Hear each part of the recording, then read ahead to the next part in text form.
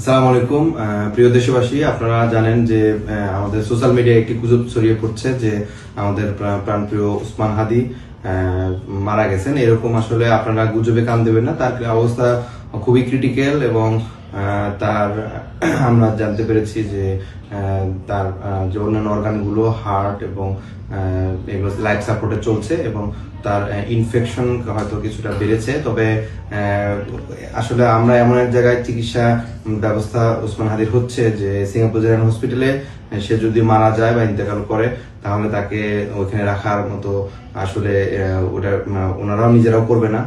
তো এটা বাংলাদেশের মতো কোনো পরিবেশ না যে জোর করে বিভিন্ন জনকে আইসিইউতে যেভাবে রাখে, এরকম কোনো সিচুয়েশন আসলে ওইখানে করার কোনো সুযোগ নেই।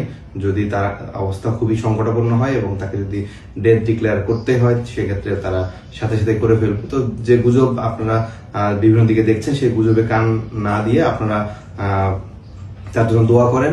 সে স্টিল ফাইট করছে এবং আমরা সবাই দোয়া করি যে সে যেন আবার কামব্যাক করে।